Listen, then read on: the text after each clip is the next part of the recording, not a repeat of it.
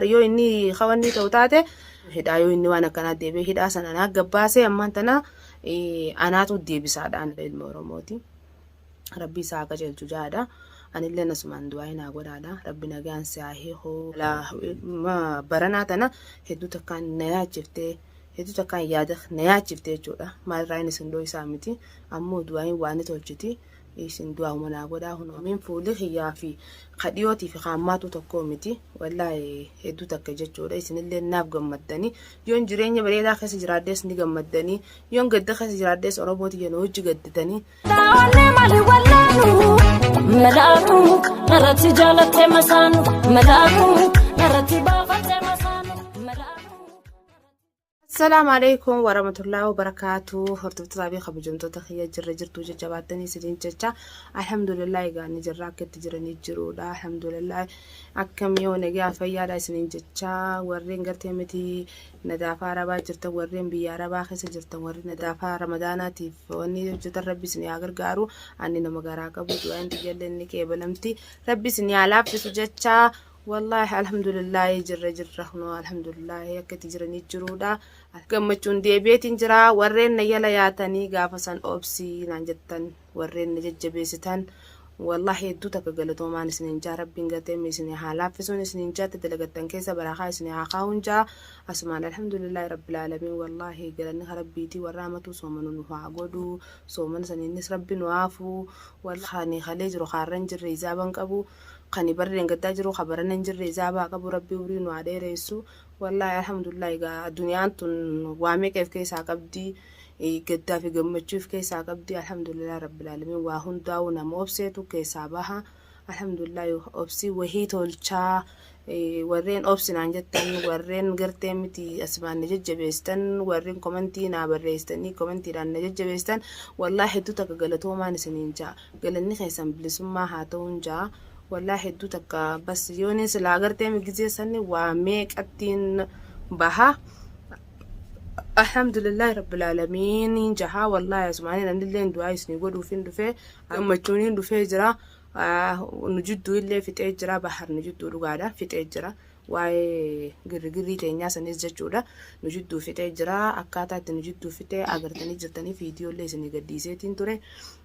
والله الحمد لله وهندا والحمد لله نوجاني الحمد لله رب العالمين اللي هاغلت ومو في تجرا المغنداتي المأورموتي كمني هني أجاوا جتة في الرحم مرتو بركنا نمي تكو برتة مجزية كسر نجوبة وقعدا واني تكجزية موتوم ما سجدوا رفتي واني شفتنو حالين يركت ما لفي قافس يفس أناتي تو بس يعني ما أف كابسيسة ما فين تمسيسة ما فين علاقة كنا جيه ما إف برا جيه بس تال جيه جتودا حكستي أنا اللي نقرتي متي ميري براخي سجلي وهميك قلت لبون تيجي واحد بتكنيات جتودا لقادا أنا اللي عملت هي اللي عمله فقط عدان كبا عمله ما لي في وانسان نقولين كبا سنشوفها وجتودا حركة هي كونس نجرجرة وهون داو ربي نجي الحمد لله رب العالمين وهون داو نرى أولشة بلا هون درانو أولشة جتودا موتوما نجدو رفته موتوما سنتي حال يركض جتودا وهون داو بس أني تقفارة تجزي بحر قرتي مي دفنت دفلة أني إسحاق جراجو هم بربادو أكا الدمبوهم فدمله أني ساوت جنجنا إرتي تكجزي على بعتت تجي على إسا بعتت أولندي بتو أني ساوت جندن دود بيدا أني الموت ينين قد فدا كبيني خينا خنّي أكان نسان الدبوهم بربادا جي بحر اللين إن اللين ندي جتودا إن اللين الدبو رهم بربانه ندي جتودا خلاصي بدي سابيخي بليسي تنجرا وبريان كي خلاص بليسي أسياه بحر نباس جي أني بحر جتون دوغادا نين خبجة دوغاد باند بتي دوغاد نين خبجة أني دوغاد نمني ناهم الرخ جبه إنسان نتهموس أمانة جتودا مالكته هم بين دوغمتي يعني هدو تكان نتول فاتا نين خبجة دو تكان خبجة والله ما لكتين بيخوجين سنم هندر راو بس وان تكتكا إنس أكسي متين من بينا ما خسجرو وري بياخد أتي اسم وركنا والجود آرا والجود خنا ديسه إن جروني نمني أسوي سنس كسجرتنين نجاني ربي جت كتيتنا ناجت شافت أدو جي جتولا المنا ما تكو بس وقاصد فتي dhaabbachuu qabda dirqama. Maaliif ilma namaa tokko ta'e ni wahaadatti deebifta malee jannatuun qabdu jechuudha. Injifadheettee utaaluu hin qabdu. If duubas laaltee millachuu qabda. Maali yaa rabbi hatana cufaa'u maaltu rabbiin naa laaffisee jettee if duuba millachuu qabda jechuudha. Alhamdulillah rabbil alamin. Bas namni loleen araaramne rabbiin kiyyaa miti jee waa hundaafuu ani dhaqeellee hin laalle gaafa san jechuudha. Warakkoo waa hundaa qoonqoo fi waa hundaanillee rakkoon irra geessee jechuudha. Bas akkas jee baharnaa himnaan ani maaliif arraan tana yoon hamtuu isa godhe haa jiraatu malee ifiif naan meesse malee arraan tana mucaan kiyya jechuudha. Waggaa 4 jira. Gurranni dhagayaa meeqa ijoollee ani agarra jechuudha. Ijoolleen biyya tanaa ta biyya Arabaa waan abbaan guddisuuf jecha nuti dhugaadhaan mana Arabaa jirra. Abbaarraa hin kaatu jechuudha.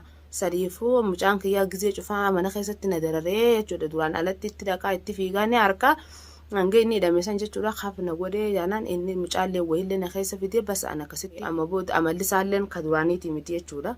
Akka duraanii sanitti deebi'ee jira. Taalloo san jechuudha utaalee jabbiin gizee aannan kuftee akkamitti utaalti jechuudha. Akkasuma utaalee ifa garee jechuudha. Jabbiin yoo jala ceete jabbileen takka jechuudhaan fakkeenyaaf ilmoo re'ee taatus wayita lafaa kaatu san dhugaadha ni utaalti. Jala ce'anii qabanii hidhan. Beektaa akkasi jechuudha. Inni akka hallayyaa buus ifa garee jira jechuudha. Akkan garti namni jala deemee eessa seentee juunis namni duraan gartee maqooba haatumee fi harka dhoofsan cufti inni hidhamee dhugaan dhufte taanaan namuu jalaa dhaabbatee jechuudha. Ifa garee jechuudha. Akkasitti khalaas anaatitu karaa malee hin jirree karaa maleedha karaan hin deemu jiru kun hallayyan nu oofaa jee rabbi beeksisee innillee karaa deebi'ee jira. Ta karaa deebi'ellee amalli isaallee dhugaadha.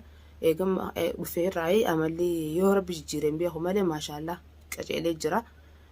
Ani ammallee yoo inni gartee waan isaati deebisee waan waraqaan dura galtee jirtuuf jecha biyya sana keessatti wanta kanallee godhuu hin danda'u ganaa alhamdulillah rabbil alamin yaani mootummaan ni beeka jechuudha. Saniifuu takkanaati hordofaa fi kabajamtoota kiyyaa tana cufaa'u bas baharis waan kana ganaa itti gaafatama ganaa waan isaa amma lamada ganaa godhu anaatu itti wanni taadhaanii dubbii nu lamaan jidduu isaaf fudhate jechuudha. Haa galatoomu fudhatee isaa jitu nu jidduu taa'ee wallahi isa tokkichaa nu jidduu taa'ee fixa dhugaadhaa namaa miti ijoolleellee yoo soddufte jechuudha. Ijoolleen waggaa 7 yoo soddufteewu dirqama waan sannaati ni fudhatta ilma namaati jechuudha. Ni fudhatta jechuudha. Nama tuffatamaan nama tuffata jechuu barbaadeeti. Ilmi namaa tokko eega dhufeetti sitti boru ragaa sii ta'a. Darbde ani sallee gartee miti dhugaadha. Mootummaan asiitii fi biyyaalleen tokkuma akka shari'aatti wanneedha. Namni si jidduu laalee waraqaa yoon isii dadhabneenis galchuu ni danda'a habaara jechuudha. Wanni inni ayyameef tokkoffatti wahaada isatti illee deebisuu kabajaa namaa qabaachuudha. Wanni inni itti isa baase jechuudha. Silaasii miti umrii isaa maneedhaa kana keessaa hidhaa yamanni beeytanii akka taphaatti ol seenan malee gabbeensi ni jabaate jechuudha. Tan hundarraa alhamdulillah rabbil alamin injaa innis asumaan haa galatoomu waa hundaa'u dubbii isaa fudhate ganaa booda bahaar yoo inni kawanni ta'u taate bas ani bilbilumaan baarittiin dawwala. Waan akkanaa jira hunoo hin jaanii gana isaatu beeka jechuudha. Ani dhugaa wanni isin fuula keessan dura na amansiises ni jirti beeytanii. Yoo inni deebi'e anaatu hidhaa yoo inni waan akkanaa deebi'e hidhaa sana anaa gabbaasee ammaan tana anaatu deebisaadhaan kan wal taane jechuudha. Innis haiftiisuu akka hidhaa sanii ganaa beetaanaan ani maraattuudha miti ganaa hidhaa sanii yoo deebi'e nama jala deemee isallee baasu innillee nama baasu miti jechuudha. Takkanaati asumaan isaafillee wallahi du'aayii godhaadha ilma Oromooti. Rabbi isaa qajeelchu jaada. Anillee nasumaan du'aayii naa godhaadha. Rabbi nagaan si haa hiikuu ilmoo fayyaa qabdu ta'uumaa guutuu rabbi si haa kennuu jaada. Du'aayii naa godhaadha jechuudha. Maaliif ilmoon dhiiraa dhalaan qabdu ammoo waan rabbiin si kenne fayyaa guutuu wajjin si kadhanaan alhamdulillah rabbil alamin jetta. Tokkoffaa irratti an kanarratti du'aayii naa godhaa rabbiin adda si haa baasu jaada. Wallahi hordoftotaa fi kabajamtoota kiyya baranaa tana hedduu takkaan na yaachiftee hedduu takkaan yaada na yaachiftee jechuudha. Maalirraa inni sindoo isaa miti ammoo du'aayiin waan ni tolchiti isin du'aa'uma naa godhaa hunoo ammaan tana ji'a 7 keessaan jira jechuudha. Waa xiqqishumaan naafee 7 fixutti hin jira ammoo du'aayii naa godhaadhaan isin hin ja'a asumaan. Rabbi nagaan si haa hiikuu rabbi adda si haa baasu rabbi si haa laaffisu waa hundaa'u waa hundaa'uu beekadhu rabbiin kun waa hundaa'uu wallaahi ni danda'a. Isin du'aa manaa godhaa isin jaa hordoftoota fi kabajamtoota kiyya wallaahi du'aa naa godhaadhaan isin jaa.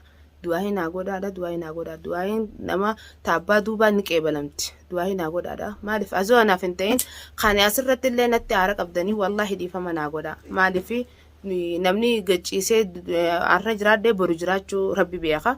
Rabbiitu beeka jechuudha. Arra jiraadhee boru jiraachuu kiyya rabbiitu beeka. Asumaan isinillee du'aa naa godhaadha. Ammoo dhiifama naa godhaa. Yooni kan natti aartan taatan yoo kanatti aartan jiraattan wallahi billahi dhiifama rabbii jecha naa godhaa namaaf miti. Isinis yoo dilii tiyyatan naaf aara waani nam badii tiyyatan badii natti aara qabaattan yoo naa dhiiftan rabbii jecha yoo kanaa dhiiftan taatan isinis boru rabbiin isinii dhiisa teessan jechuudha.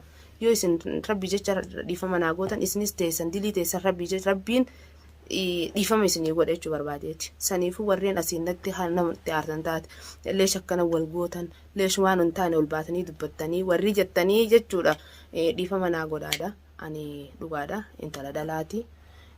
Namu obboleetti dhalaarraa argamtan kan warreen dhiiraatis dhalaarraa argamtan warri dhalaatis namuutu obboleetti dhalaate hojii dhalatanii qabdan jechuudha. Saniifuu rakkoo dhalaa tana ilmi namaa tokko ta'ee ka danda'u hin jiru. Walaa dhiirratti illee qabi walaa dhalatti illee qabi dhalaanis warreen dhalaa dhiiru dhalaadha. Ka dhiiraa ammoo dhalaa hojii dhalatanii jirtanii isin fidde addunyaa kanarratti isin agarsiisin mul'ifte illeen dhalaadha jechuudha isin warri dhiiraa jechuu barbaadeeti. Saniifuu wallaahi warreen natti aartan dhiifama naa godhaadha. Badiiti yoo hundaa'u naaf dhiifama godhaadha. Yoon hin gartee miti qilleensa na hubbatti kanneen isin aarsu taate wallaahi dhiifama naa godhaa. Obboleeyyan kiyya akkanaati wallaahi inshaallah ganaa fi gammachuuniin isinii deebi'aa gammachuu qabaddeetiin dhufa alhamdulillahi rabbil aalamiin fuulli kiyyaa fi kadhiyootii fi qaammaatu tokko miti wallaahi hedduu takka jechuudha isinillee naaf gammaddanii yoon jireenya bareedaa keessa jiraaddees ni gammaddanii yoon gadda keessa jiraaddees oromooti yenoo hojii gaddatanii saniifuu wallaahi hedduu takka galatoomaan isiniin jaa warreen na jala yaatanii na jajjabeessan faayizaa obsi warri hattan.